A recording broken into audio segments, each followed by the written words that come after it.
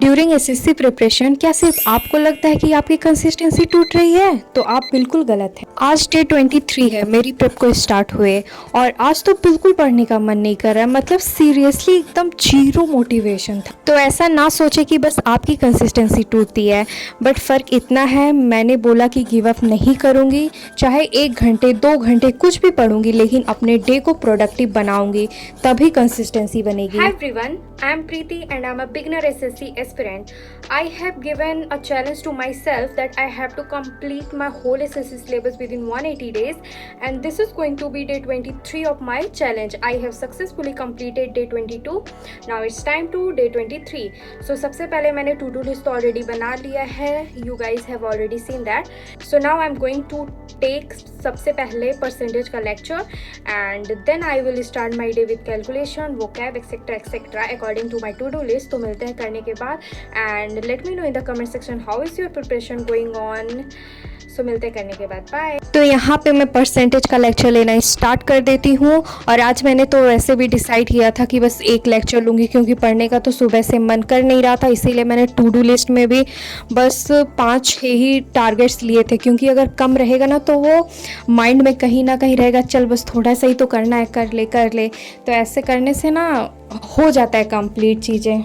मैं lecture Aditya Ranjan sir से ले रही हूँ और अभी कुछ दिन बाद जब थोड़ा और लेक्चर मैं कर लूँगी तो जो सीट है सर की वो मैं निकाल लूँगी उसकी प्रिंट आउट एंड देन मैं अपने ग्रुप में शेयर करूँगी, क्योंकि अगर मैं डायरेक्टली शेयर करूँगी ना, किसी दिन पता चला सर को तो मेरे चैनल पे कॉपीराइट लगा देंगे टेलीग्राम के। तो इसीलिए मैं सोच रही हूँ कि अब जेरोक्स निकाल के इसके बाद फिर शेयर कर दूँगी। तो अगर किसी ने मेरे टेलीग्राम चैनल को ज्वाइन नहीं किया तो जाके कर लेना। मैं बहुत सारी चीज़ें वहाँ पे तो अपलोड करती हूँ बुक्स वगैरह की। तो यहाँ पे मेरा लेक्चर हो जाता है कंप्लीट। फिर मैं यहाँ पे स्टार्ट कर देती हूँ कैलकुलेशन, और आज मैंने कैलकुलेशन में एडिशन को स्किप किया और उसकी जगह मैंने डिवीज़न स्टार्ट किया।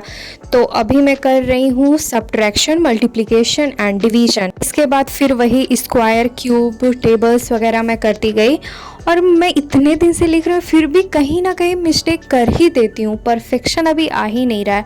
तो जब तक मैं फुली परफेक्ट नहीं बन जाऊँगी, लगातार 5-6 दिन अगर मेरा सब कुछ करेक्ट नहीं जाएगा तब तक मैं छोड़ूंगी नहीं। यहाँ पे हो जाता है कैलकुलेशन मेरा कंप्लीट। देन मैंने ब्रेकफास्ट किया और and it was so delicious. फिर मैं यहाँ पे स्टार्ट कर देती हूँ रीजनिंग में क्वेश्चन प्रैक्टिस करना। ब्लड एंड रिलेशन, जैसा कि आप लोगों को पता है मैं चैप्टर अभी कर रही हूँ करेंटली, तो मैं उसी का क्वेश्चन प्रैक्टिस स्टार्ट करती हूँ। और पता है मैंने पूरे 15 क्वेश्चन करे इसके, बट बीच में ना फ्लिपकार्ट का कॉल आ गया और रिकॉर्डिंग कब ऑफ हो गई मुझे कुछ पता नहीं चला, क्योंकि मैंने कुछ ऑर्डर्स किए थे तो इसीलिए वो लोग कंफर्मेशन के लिए कॉल करते ही अभी पता नहीं क्या नया रूल ये लोग निकाल दिए हैं। जनरली मेरा मोबाइल साइलेंट ही रहता है तो उससे और नहीं पता चला कि इसका कॉल आ रहा है। और इसके बाद कुछ रिकॉर्ड नहीं है तो उतना ही हुआ, देख लो आप लोग। फिर आज मैं स्टार्ट कर देती हूँ यहाँ पे वोकैब करना। और वोकैब में आज मैं 1 वर्ड सब्स्टिट्यूशन नहीं कर रही थी। एक चीज़ करते करते ना मैं बहुत पक जाती हूँ, मेरे साथ तो ऐसा ही होता है पता नहीं क्यों। अगर कुछ चीज़ें लगातार चलती रही ना तो मैं उनसे बोर हो जाती हूँ।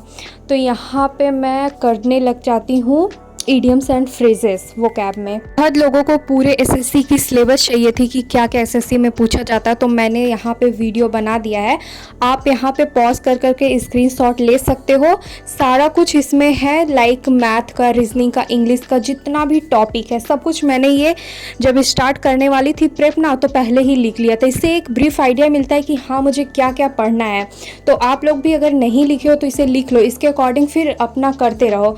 एंड स्टैटिक जीके का भी उसमें है, तो मैंने सब कुछ ही किया है उसमें कवर, तो आप एक बार अच्छे से चेक करके लिख लो। उसके बाद ना मैंने थोड़ा पॉलिटी पढ़ा था, जो उस दिन पढ़ी थी ना वही बस रिवाइज की, इसलिए कुछ रिकॉर्ड की नहीं क्योंकि न्यू पढ़ा नहीं।